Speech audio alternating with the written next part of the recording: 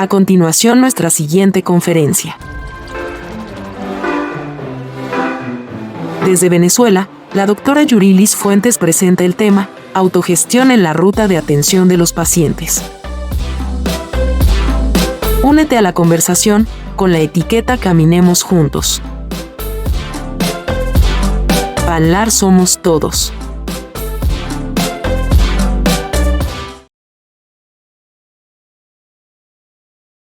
Bueno, saludos. Mi nombre es Yurilis Fuentes de Venezuela. Soy médico internista reumatólogo. Muy contenta de estar el día de hoy con ustedes en este congreso de pacientes, sobre todo con un tema que me parece clave en el tratamiento de las enfermedades reumáticas como lo es la autogestión. La charla se titula Autogestión en la ruta de atención a los pacientes. Entonces, primero vamos a hablar de cuál es esa ruta de atención de los pacientes. El paciente con una enfermedad reumática comienza con síntomas. Puede pasar un tiempo variable, pasan muchos factores hasta que busca la atención médica. Esa atención médica también puede ser un largo transitar o un corto transitar, dependiendo del problema, hasta que finalmente tenemos el diagnóstico. La mayoría de las enfermedades reumáticas tiene tratamiento perfectamente y la persona puede hacer una calidad de vida perfecta. ¿Cuál es la diferencia? La diferencia es que cuando se hace el diagnóstico se cumplan los pasos que deben cumplirse para que se lleve a cabo lo que es la autogestión. Entonces, ¿qué es la autogestión? La autogestión en materia de salud es la capacidad que adquiere una persona que tiene una enfermedad a través de la formación que le va a permitir no solo conocer, sino también entender su enfermedad, hacerse cargo de su manejo y comprometerse con la atención sanitaria en conjunto con su médico. Es decir, que no es un trabajo solo. Esto es un concepto que va de la mano con la alfabetización en salud, que es un concepto que viene trabajando la doctora Emilia Rigi, que es del grupo Juntos, de Panlar. Básicamente esto se refiere igualmente al conocimiento acerca de la enfermedad, la comprensión, pero le añadimos un factor extra que es también tener habilidades, experiencias y conocimientos sobre el sistema sanitario. Con todo esto, con la autogestión, con la alfabetización sanitaria, la persona va a ser capaz de comprender y reconocer las complicaciones que se derivan de su problema reumático, va a encontrar herramientas junto a su especialista para identificar las necesidades específicas que tiene y para ayudar a resolverlas. Entonces, ¿por qué tenemos que educar a una persona que tiene una enfermedad crónica? ¿Cuál es el objetivo? Primero, porque la persona se está enfrentando con algo que no conoce, entonces eso va a hacer que acabemos con esa incertidumbre. Y cuando la persona conoce y acaba con esa incertidumbre, empieza el proceso de autogestión en salud. Ahora, ¿por qué es importante entonces autogestionarse en salud? Porque para nosotros en el manejo de una enfermedad reumática, la salud implica un bienestar no solo físico, sino también emocional, mental. Eso es lo que va a llevar a que la persona tenga una calidad de vida adecuada y una persona que tiene calidad de vida se reincorpora perfectamente en su sociedad en todos los ámbitos de su vida, tanto a nivel familiar, laboral y en su vida cotidiana. Nosotros para el tratamiento de las enfermedades reumáticas tenemos objetivos muy claros. Lo primero es que el paciente sea adherente al tratamiento, pero no hablo solo del tratamiento farmacológico, sino también del tratamiento no farmacológico, que son cambios en el estilo de vida. Todo esto va a llevar a la remisión, que es el control de la enfermedad, para que la persona, como les decía, pueda tener buena calidad de vida y aumente su sobrevida respecto a la expectativa que tiene esa enfermedad que tiene. Ahora, ¿qué implica este proceso de autogestión? Primero, que la persona conozca sobre su enfermedad para que mejore la adherencia terapéutica, para que se sienta tranquilo con la enfermedad que tiene y para que haga cambios en su estilo de vida. Todo esto va a permitir que la persona tenga mejor calidad de vida, que tenga menos consultas de urgencias, que tenga menos episodios de hospitalizaciones, que si es una mujer en edad reproductiva tenga mejor pronóstico del embarazo y en general que aumente la sobrevida. Claro, todo esto asumiendo que la persona tenga condiciones sociosanitarias favorables e inclusive también económicas. Vamos a ponerlo en práctica con un ejemplo claro. ¿Qué haría, por ejemplo, una persona que no sabe autogestionarse cuando pasa un evento de vida impactante? Me refiero a la muerte de un familiar, a un despido del trabajo, ruptura amorosa, problemas económicos o financieros severos. Entonces, una persona en este estado puede caer en un episodio reactivo que lo puede llevar a la depresión o ansiedad y esto puede empeorar su condición de base reumática, tanto que sea autoinmune como no, por muchísimas razones que no vienen al caso explicar, pero cuando el paciente no conoce esto, y no consulta porque desconoce que debe consultar a su médico, la enfermedad puede activarse y esto puede derivar en problemas que pueden conducir a daño orgánico. Ahora, en la práctica, ¿cómo actuaría un paciente que se sabe autogestionar?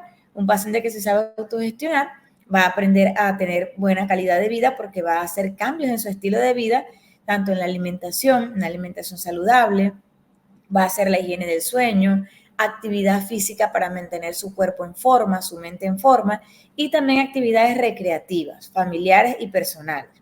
Esto va a disminuir el riesgo de complicaciones infecciosas porque disminuimos el riesgo que hay asociado a malos hábitos dietéticos, va a disminuir el riesgo cardiovascular y muchísimos otros beneficios más. Esto va a traducirse en que la persona va a tener una enfermedad controlada, es decir, va a evitar esa actividad y va a tener un desarrollo pleno y normal de su vida. Ahora, cuando hablamos de autogestión, ok, ya sabemos que es importante, pero entonces, ¿quiénes son los implicados en la autogestión? Tenemos al paciente que tiene la enfermedad en el centro, otros pacientes que están a su alrededor, los médicos de atención primaria, los reumatólogos y otros especialistas, el sistema de salud, y también está eso que no podemos dejar de lado, que son la familia, los amigos y la comunidad. Ahora, ¿cómo se logra la autogestión? Bueno, pudiéramos decir que sería fácil que sea el médico reumatólogo quien eduque al paciente para autogestionarse, o el resto del personal sanitario, que son buena fuente de información, en teoría deberían serlo. O también podemos tener ayudas de otros, como otros pacientes, asociaciones de pacientes, recursos digitales, la comunidad, etcétera. Cualquiera puede ser fuente para autogestión. Pero veamos en Latinoamérica qué pasa con estos puntos. Tenemos ciertos desafíos porque la enfermedad es diferente en cada persona. No podemos tener una misma receta para todos los pacientes. Hay pocos reumatólogos en Latinoamérica. Hay poco tiempo en la consulta anualmente para un paciente. Y hay pocos programas educativos estratégicos dirigidos para los pacientes con enfermedades reumáticas. Esta es una encuesta que lanzamos específicamente hablando de lupus, acerca de cuánto era el tiempo promedio que pasan los reumatólogos con un paciente al año. Fíjense que entre 1 y 2 horas. ¿Ustedes creen que 1 o 2 horas es suficiente para que un paciente adquiera herramientas para autogestionarse? Yo creo que definitivamente no. Recientemente, hace una semana, lanzamos una encuesta a los reumatólogos del grupo Panlar Joven acerca de cuánto tiempo tardaban en promedio en una consulta de reumatología. Y fíjense que la gran mayoría respondió que entre 21 y 30 minutos. Poniendo que un paciente se vea 3 o 4 veces al año, estamos hablando del mismo tiempo. En el mejor de los casos, 1 hora y media a 2 horas por año. Tiempo insuficiente para hacer autogestión. Como comentaba, hay pocos reumatólogos en la región, ya esto lo tenemos perfectamente estudiado. Solamente hay 2 países que tienen los reumatólogos suficientes, que son Uruguay y Argentina, y aún así no están bien distribuidos. Ahora veamos, médicos reumatólogos no es una buena fuente porque no tienen tiempo y son pocos, pero sí tienen buena información. Entonces vamos a ver qué es el resto del equipo sanitario.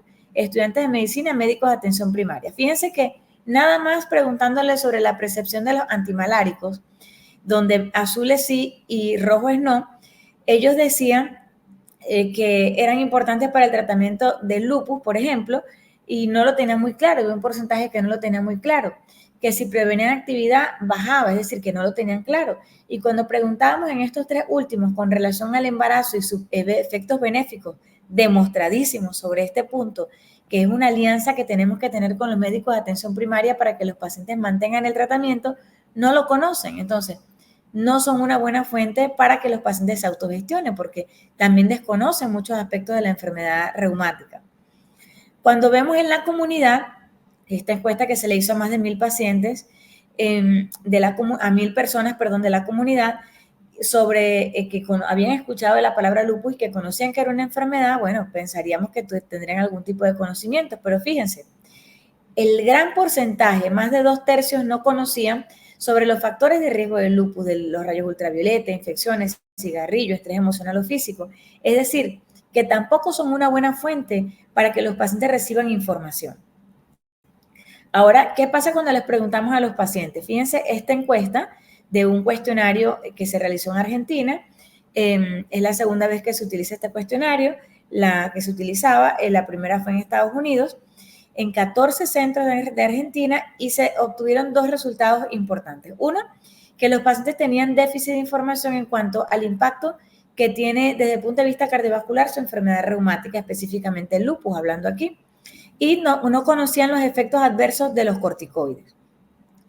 Y obtuvimos algo importante, y es que cuando les preguntamos acerca de dónde obtenían la información acerca de su enfermedad, más del 70% lo hacía de las redes sociales y más de la mitad acerca de Internet. Importantísimo. Entonces, fíjense, ya tenemos en Latinoamérica programas exitosos en línea, recursos digitales, como Hablemos de Lupus y Falando de Lupus, tanto en español como en portugués, que utilizan no solamente la estrategia de reumatólogos como educadores, especialistas aliados, también personas con lupus de Latinoamérica y líderes de asociaciones de pacientes a través de toda Latinoamérica, con mensajes sencillos y claros, utilizando un lenguaje amigable, no solo para los pacientes, sino también para sus familiares y allegados, que ha permitido ir educando a la comunidad. También tenemos el programa de pacientes expertos de PANLAR, que a pesar de que no ha sido tan masivo, ha sido más presencial, pues ha permitido que se hayan formado líderes en varios países de Latinoamérica y también es una puerta de entrada para esto que queremos, que es favorecer la autogestión de nuestros pacientes.